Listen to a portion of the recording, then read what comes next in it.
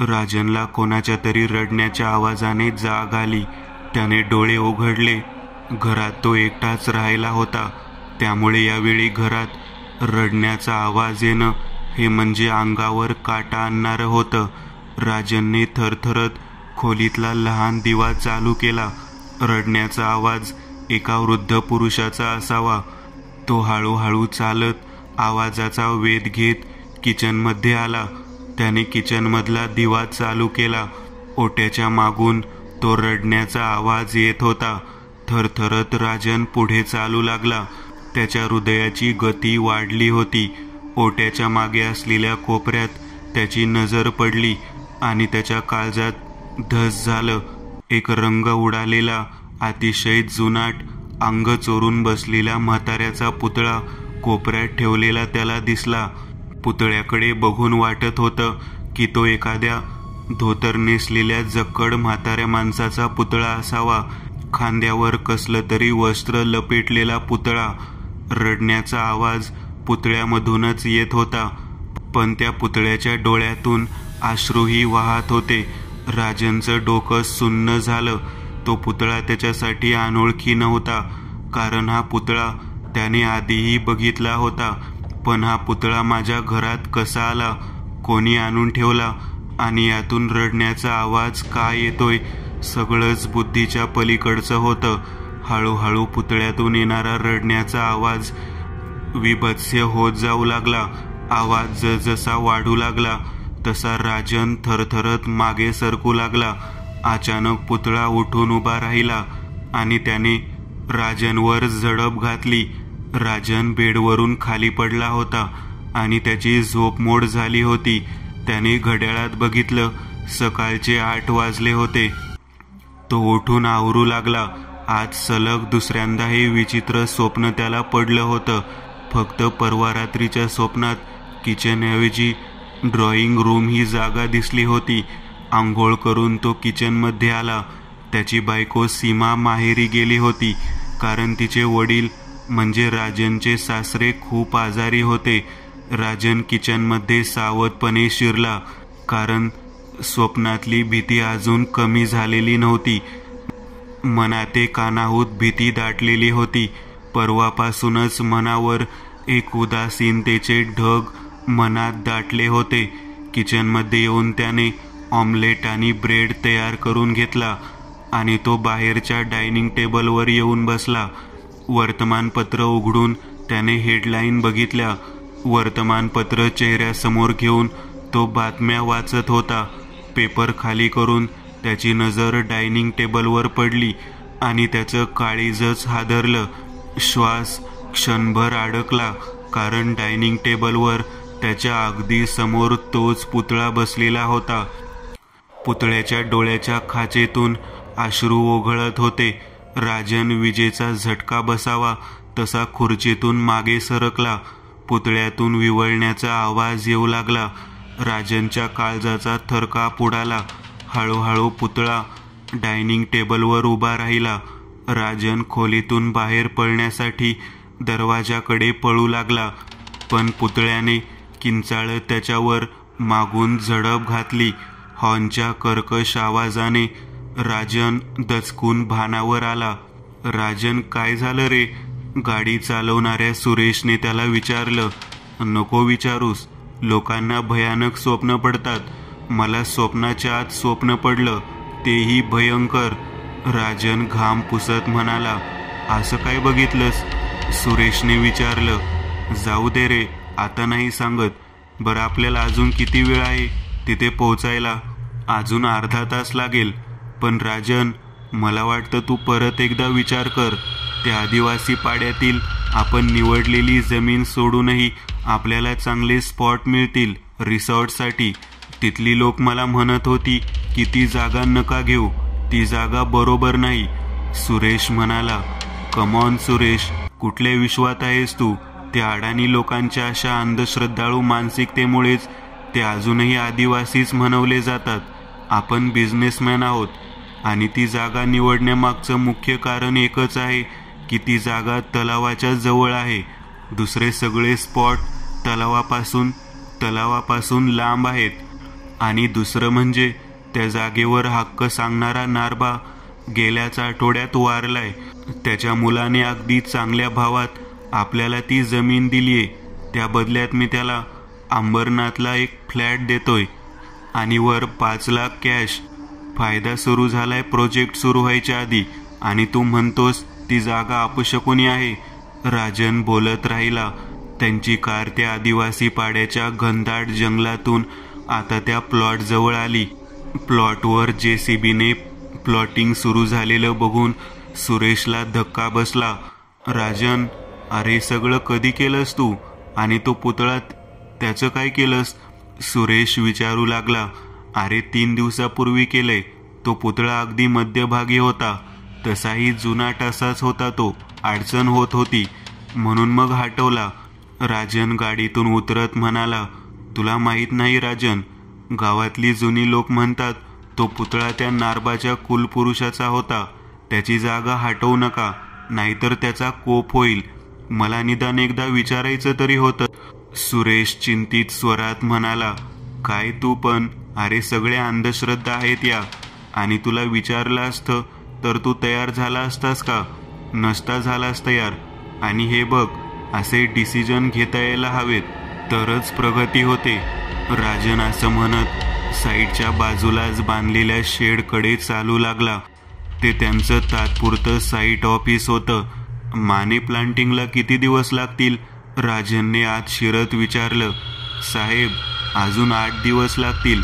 माने जरा चिंतेत दिसत होता. काय आहो, पण हे 4 दिवसाचं काम आहे, याला इतका वेळ? राजन म्हणाला, हो साहेब, जरा प्रॉब्लेम झालाय. आपले 4 मजूर परवापासून गायब आहेत. सगळीकडे शोधलं त्यांना, पण कुठेच सापडले नाहीत. अगदी हातभट्टीचे अड्डे पण शोधले, पण कुठेच नाहीत. लेबर कॉन्ट्रॅक्टरला पण विचारलं, ते चौघे मुंबईला त्यांच्या घरी पण गेलेले नाहीत. त्यामुळं मी 4 दिवस जास्तीचे सांगितले. माने म्हणाला, काय सांगताय काय? तुम्ही जवळच्या पोलीस स्टेशनला कळवलं का? सुरेशने चिंतेत विचारलं. हो सर, मी तक्रार दाखल केली आहे, पण अजून काही कळलं नाही. माने म्हणाले, बरं एक काम करा, इथल्या सरपंचाला भेटून बघा. 4-5 कामगार मिळाले तर काम थांबणार नाही. राजन म्हणाला. हे बोलता बोलता त्याची नजर शेडच्या कोपऱ्यात ठेवलेल्या पुतळ्याकडे गेली आणि त्याच्या काळजात धस झालं. भय लपवत तो रागात म्हणाला, हा पुतळा इथं का ठेवलाय? साहेब, अहो मग कुठं ठेवणार? एकतर खूप मुश्किलीने तो हटवला आम्ही. त्यात मजूर गायब झाल्यामुळे हा पुतळा जंगलाच्या आत नेऊन कुठंतरी ठेवायची योजना आडून राहिली आहे. माने म्हणाला, बरं मी सांगितलं तसं करा. सरपंच साहेब आपले ओळखीचे आहेत, त्यांना मी फोन करून सांगून ठेवतो. ते देतील 4-5 लोक. पहिला हा पुतळा हटवा इथून, आजच्या आज. राजन म्हणाला. राजनने लगेच सरपंचाला फोन केला आणि काही वेळातच 5-6 माणसं त्यांनी पाठवली. त्या 5-6 लोकांना मिळून सुद्धा तो पुतळा तिथून हटवणं अवघड जात होतं. तसा 5-5.5 फूट उंचीचा तो पुतळा होता, पण इतका जड आणि वजनदार कसा असू शकतो हे पाहून राजन आणि सुरेश विचारात पडले. चल सुरेश, जरा तलावाकडे जाऊन येऊ, असं म्हणत राजन सुरेशला घेऊन तलावाकडे निघाला. माने पण त्यांच्या बरोबर आला. त्या प्लॉटपासून तलाव समोरच होतं. इकडं मजूर तो पुतळा कसाबसा उचलून जंगलाकडे घेऊन गेले होते. 10 मिनिटातच राजन, सुरेश आणि माने तलावाजवळ आले. मनमोहक असा तो तलाव बघून जरा कुठं बरं वाटू लागलं. वाव, अमेझिंग, असं म्हणत राजनने त्याच्या खिशातून मोबाईल काढला आणि तलावाचे फोटो तो काढू लागला. तलावाच्या किनाऱ्याचे फोटो काढता काढता त्याची नजर किनाऱ्याच्या डाव्या बाजूला गेली. किनाऱ्याच्या डाव्या बाजूला दूरवर काहीतरी दिसत होतं. मोबाईल कॅमेऱ्यातून झूम करून राजनने बघितलं आणि त्याचं डोकंच सुन्न झालं. सुरेश, हे बघ काय, असं म्हणत मोबाईलचा स्क्रीन त्याने सुरेशला दाखवला आणि सुरेश थरथरला. मानेनेही स्क्रीनवर पाहिलं आणि ते तिघेही किनाऱ्याच्या त्या जागेकडे निघाले. जवळ येऊन त्यांनी जे पाहिलं ते पाहून तिघांच्या घशाला कोरड पडली. साहेब, हे 4 पुतळे तर हुबेहूब आपल्या त्या गायब झालेल्या मजुरांसारखे वाटत आहेत, पण हे कसं शक्य आहे? माने थरथरत राजनला म्हणाला. काय? राजनला कानावर विश्वास बसत नव्हता. माने, काय बोलताय हो? हे पुतळे आहेत, ती जिवंत माणसं होती. सुरेश बिथरला होता. साहेब, मी त्यांना चांगलं ओळखत होतो. हा पुतळा हुबेहूब बबनसारखा आहे. त्याच्या हातात कायम तंबाखूची डब्बी असायची. हा दुसरा पुतळा बघा, हा सखाराम सारखा आहे हुबेहूब. त्याच्या डोक्यावर कायम एक फडकं गुंडाळून असायचा तो. बास करा माने, समजलं, पण नक्की त्या मजुरांचे झालं काय असेल? ते मेले, आणि मेले तर मग त्यांची प्रेत सापडली असती. हे त्यांचे पुतळे कसे सापडतील? नक्की हे आहे काय? सुरेश बोलू लागला. राजनची तर दातखिळी बसली होती. त्याला तो पुतळा, त्याला पडलेलं स्वप्न आणि आता हे 4 पुतळे, या सगळ्या गोष्टींचा काहीतरी संबंध आहे हे कळत होतं. पण त्याचबरोबर हे प्रोजेक्ट कॅन्सल झालं तर होणारा कोट्यावधीचं नुकसानही समोर दिसत होतं. काहीही असो, हे प्रकरण इथंच दाबून टाकावं लागेल. कोणाला कळायच्या आत हे प्रकरण दाबलं पाहिजे सुरेश, नाहीतर हे प्रोजेक्ट धोक्यात येतील. आपण संपून जाऊ. राजन एकदम म्हणाला. पण कसं? साहेब, आता हे पुतळे तलावात लोटून देऊ, कोणाला कळायच्या आत. मानेने तयारी दाखवली. हो, हेच करू, नंतरचं नंतर बघू, राजन म्हणाला. घाईघाईमध्ये तिघांनी एक एक करत 2 पुतळे तलावाच्या डोहात लोटून दिले होते. आता 3रा पुतळाही पाण्यात लोटून दिला. 4था पुतळा उचलून तिघेही पाण्यात लोटणारच होते, पण सुरेशने पुतळ्याच्या धरलेल्या हाताची पकड पाण्यात लोटायच्या आत ढिल्ली पडली. किनाऱ्यावर असलेल्या एका दगडावर पुतळ्याचा हात आदळला आणि पुतळ्याचा तो हात निखळून पडला आणि एक वेदनादायी किंकाळी त्या पुतळ्यातून ऐकू आली. एखाद्या माणसाला इजा झाल्यावर येते अगदी तशीच किंकाळी. ती किंकाळी ऐकून सुरेशची पाचावर धारण बसली. अजूनही त्या विवळण्याचा आवाज त्यातून ऐकू येतच होता. राजन आणि मानेही मागे सरकून बधीर झाल्यासारखे त्या विवळणाऱ्या पुतळ्याकडे बघत उभे राहिले होते.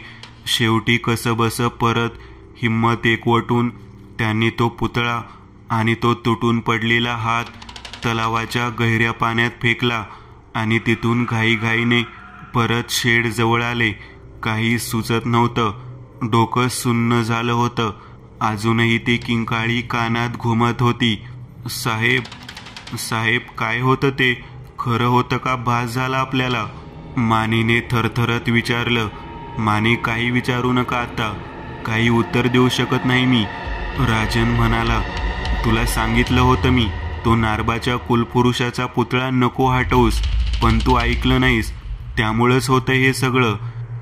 सुरेश रडकुंडीला येत म्हणाला. राजनकडं उत्तर नव्हतं.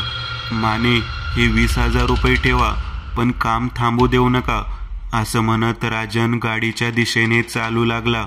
सुरेश पण गाडीत येऊन बसला. ते दोघेही तिथून निघाले. राजन, अरे बोल काहीतरी, असा गप्प राहू नको, मला टेन्शन येते. सुरेश गाडी स्टार्ट करत म्हणाला.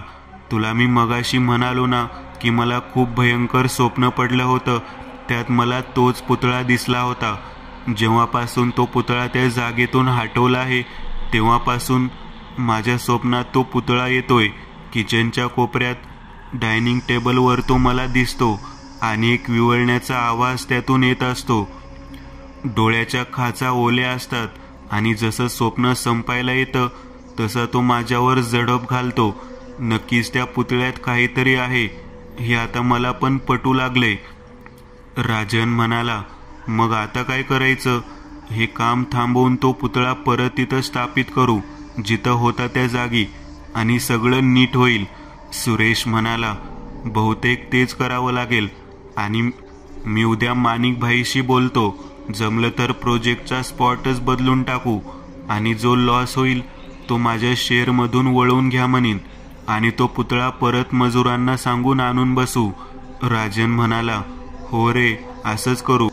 पाहिजे तर लॉस आपण दोघं शेअर करू. 25-30 लाख कमी सुटले तरी चालेल, पण नसती पिढा नको मागे. सुरेश म्हणाला. राजन घरी पोहोचला. सीमा माहेरी होती, त्यामुळे बाहेरूनच जेवण करून तो घरी पोहोचला. घडलेल्या प्रकारावर जास्त विचार न करता तो झोपी गेला. साहेब उठा साहेब, बघा काय झालं साहेब. रात्री 2:30 वाजता त्याच्या कानावर आवाज पडू लागला. तो खडबडून जागा झाला. आवाज मानेचा होता. राजनने लाईट लावली. माने यावेळी माझ्या घरात कसा येईल हा प्रश्न त्याला पडला. साहेब बाहेर या साहेब. आवाज बाहेरच्या खोलीतून येत होता. राजन दार उघडून बाहेरच्या खोलीत आला. अंधारात त्याला खोलीच्या कोपऱ्यात कोणीतरी उभा असल्याचं दिसलं. त्याने खोलीतला दिवा लावला. समोर त्याने जे पाहिलं ते पाहून त्याचा मेंदू सुन्न झाला. कोपऱ्यात माने उभा होता. त्याचं डोक्यापासून पायापर्यंतचं अर्ध शरीर पुतळ्यासारखं झालं होतं, तर त्याचं अर्ध शरीर माणसासारखं राहिलं होतं. एक डोळा, एक कान, अर्ध तोंड, एक हात, एक पाय पुतळ्यासारखं निर्जीव झालेलं तो विवळत होता. साहेब बघा काय झालं माझं हे. त्याची किंकाळी ऐकून राजनने कानावर हात ठेवला आणि तो झोपेतून खडबडून जागा झाला. घड्याळात 2:30 वाजलेले त्याने पाहिले आणि तितक्यात त्याचा फोन वाजला. फोन मानेचा होता. हॅलो माने, तुम्ही सुखरूप आहात ना? राजनने पहिलाच प्रश्न विचारला. साहेब काही कळत नाहीये, काय होते मला, अर्ध शरीर सुन्न पडले, विचित्र आवाजात माने म्हणाला आणि राजनच्या अंगावर काटाच आला. मानेचं ते वाक्य ऐकून राजनचं मन हादरलं. साहेब काय करू मी? हळूहळू मानेचा आवाज विचित्रपणे खपाटीला जाऊ लागला होता आणि त्याचा आवाज बंद झाला. माने आहात का तुम्ही? राजन विचारू लागला. फोन कट झाला होता. राजनने टेन्शनमध्ये येत सिगारेट पेटवली आणि त्याचे मोठे मोठे दम ओढू लागला. नक्की हे काय चाललंय? तो एक पुतळा हटवल्यामुळे इतक्या भयानक घटना घडू शकतात, पण हे कसं शक्य आहे? बेडवर आडवा होऊन तो विचारात हरवला आणि त्यातच त्याला झोप लागली. जवळजवळ 1 तासाभराने त्याला तहान लागल्याची जाणीव झाली आणि तो उठला. तो किचनकडे चालत आला. त्याने किचनचा लाईट लावला. किचन ओट्याकडे त्याची नजर पडली आणि त्याच्या मेंदूला झिणझिण्या आल्या. एक खांद्यापासून निखळलेला एका पुतळ्याचा हात किचन ओट्यावर पडलेला होता. त्याच्या निखळलेल्या भागावर रक्त लागलेलं होतं. राजनला डोळ्यावर विश्वास बसला नाही. कसाबसा धीर एकवटून तो किचन ओट्याजवळ आला. त्याने तो पुतळ्याचा हात उचलला. जसा त्याने तो हात उचलला तसा त्या हातातून विव्हळण्याचा आवाज आला. राजनने तो हात तसाच टाकून तो बाहेर पळाला. त्याचं हृदय धडधडत होतं. त्याच्या श्वासाची गती वाढली होती. किचनमध्ये काही धाडकन पडल्याचा आवाज आला. राजनची पाचावर धारण बसली. आत नक्की काय झालं ते हळूहळू दबक्या पावलाने किचनकडे येऊ लागला. पूर्णपणे घामाघूम झाला होता. किचनच्या दारातून त्याने घाबरत नजर आत टाकली आणि त्याच्या तोंडून एक अर्ध किंकाळी फुटली, कारण किचनमध्ये एक पुतळा उभा होता आणि त्याचा हात निखळून खाली पडला होता. तोच पुतळा त्या मजुराचा, ज्याचा हात दुपारी तलावात लोटून देताना निखळला होता. अगदी हुबेहूब तो धाडकन झालेला आवाज त्या निखळून पडलेल्या निर्जीव हाताचा होता. पण भीतीचं मुख्य कारण वेगळंच होतं, कारण तो पुतळा त्याचा निखळलेला हात उचलताना राजनला दिसला होता. खरं तर म्हणून राजन किंचाळला होता.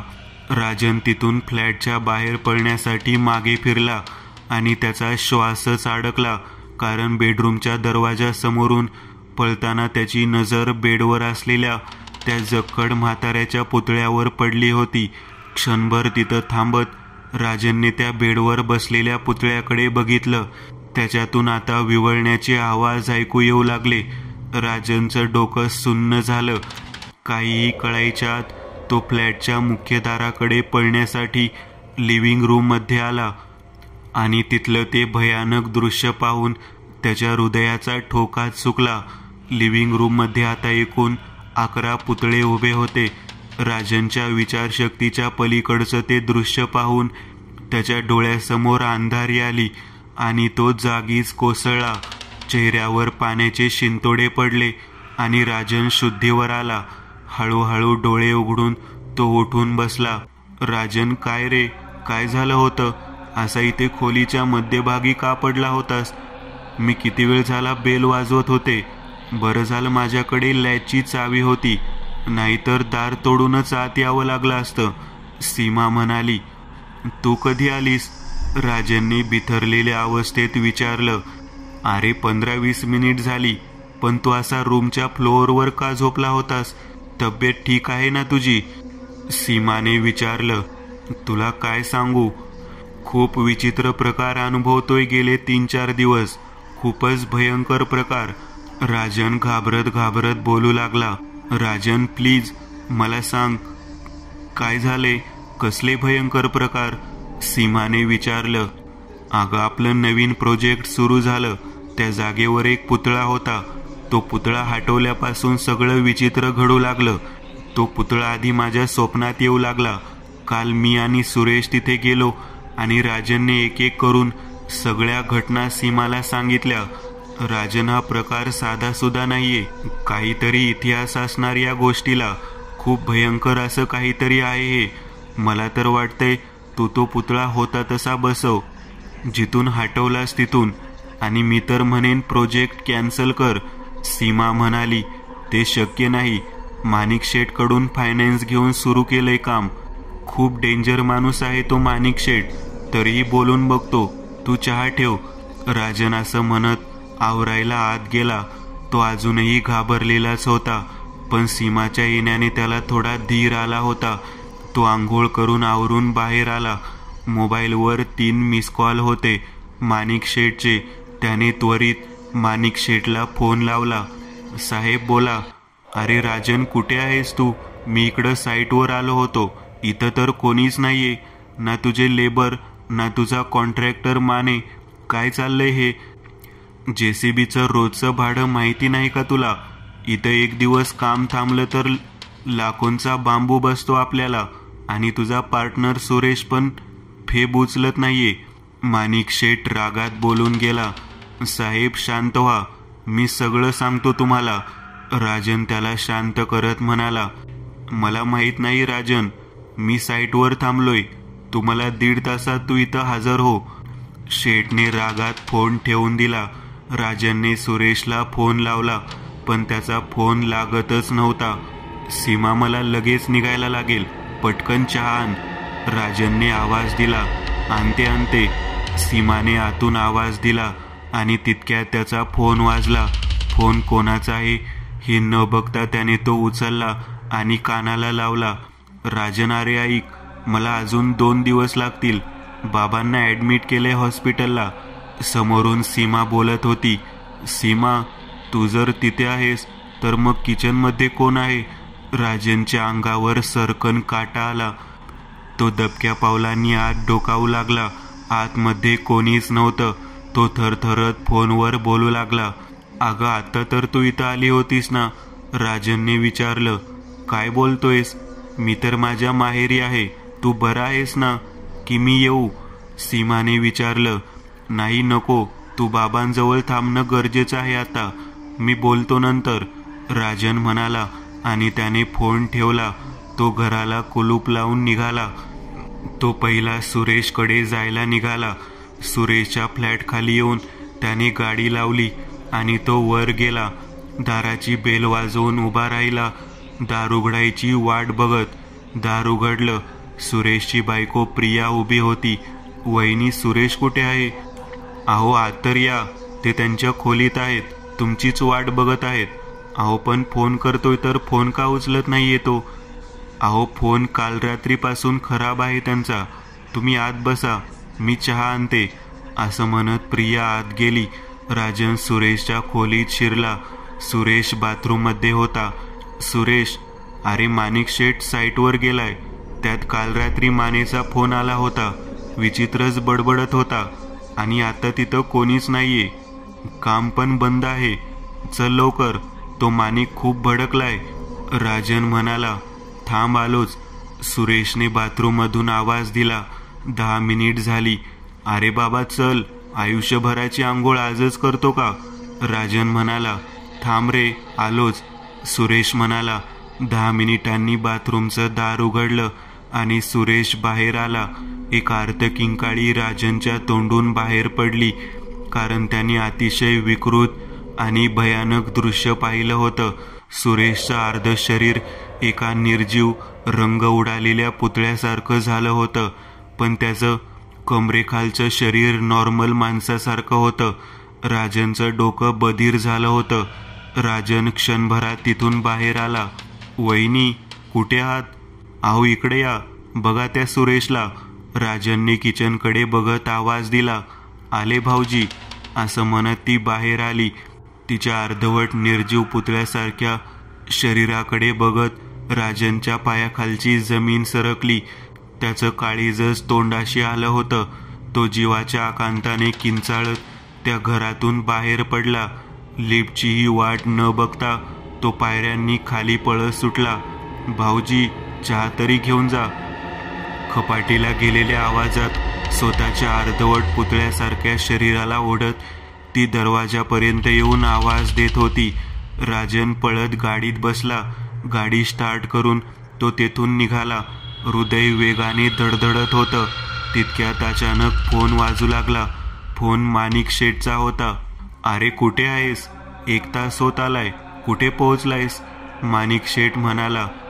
साहेब पोचतोच आहे, गाडीतच आहे. राजन घामाघूम होत म्हणाला. फोन ठेवून तो घडलेल्या घटनांचा विचार करू लागला. हे सगळं खरंच घडतंय की मला भास होत आहेत? सुरेश प्रियाचं हे काय झालं होतं? माझं पण असंच होणार का? हे सगळं थांबणार कधी?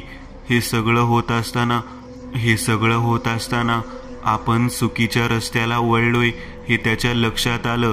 दोन्ही बाजूला गर्द झाडी आणि मागे पुढे निर्मनुष्य रस्ता.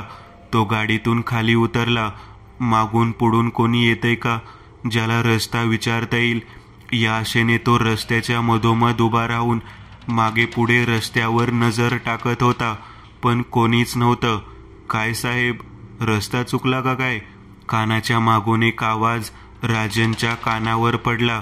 त्याने आवाजाच्या दिशेने पाहिलं. झाडीतून एक वृद्ध म्हातारा बाहेर येताना दिसला.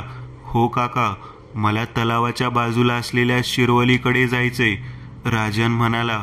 अहो तुम्ही खूप पुढे आले साहेब, पण एक शॉर्टकट आहे, पाहिजे तर तुम्हाला रस्ता दाखवू शकतो. म्हातारा म्हणाला. दिवसाची वेळ आहे, त्यामुळे त्याला लिफ्ट देणं राजनला धोक्याचं वाटलं नाही. बसा, राजन म्हणाला. गाडीत बसून राजनने गाडी सुरू केली. इथून सरळ जाऊ द्या आणि लगेच पहिलं डावं वळण येईल, तिथून कच्च्या रस्त्याने जाऊ द्या, म्हातारा म्हणाला. आता हळूहळू त्यांच्यात बोलणं सुरू झालं. तुम्ही काय करता साहेब, आणि शिरवलीला का निघालात? मी बिल्डर आहे, एक हॉटेल बांधणार आहे तिथं, साईटवर चाललोय. मी पण शिरवलीचाच आहे. तिथं ते तलावाच्या बाजूला काम चाललंय ते तुमचंच आहे का? हो बरोबर. म्हातारा गप्प झाला. मामा, त्या जागेबद्दल लोक म्हणतात की ती जागा बरोबर नाही, खरं आहे का ते? राजनने माहिती काढण्याच्या उद्देशाने विचारलं. आता काय सांगू साहेब, तुम्ही शिकलेली लोक, तुम्हाला या गोष्टीवर विश्वास बसणार नाही, पण ते खरं आहे. ती जागा खूप बेकार आहे, शापितच म्हणा ना. काय झालं होतं का तिथं आधी? राजनने विचारलं. खूप भयंकर इतिहास आहे त्या जागेचा, पण आता काय उपयोग? तुम्ही तर पैसा गुंतवलाय. काय आहे सांगा ना. तुम्हाला काय सांगू, खूप मोठ्या संकटात अडकलोय. खास करून तो त्या जागेवरचा पुतळा हटवल्यापासून तर भयानक घटना अनुभवतोय. बापरे, तो पुतळा हटवला? मी गेल्या आठवड्यात गेलो होतो तेव्हा तर होता. म्हाताऱ्याच्या चेहऱ्यावर एक वेगळंच भय उमटलं. खूप मोठी चूक केलीत तो पुतळा हटवून, म्हातारा म्हणाला. काय रहस्य आहे त्याचं? राजनने विचारलं.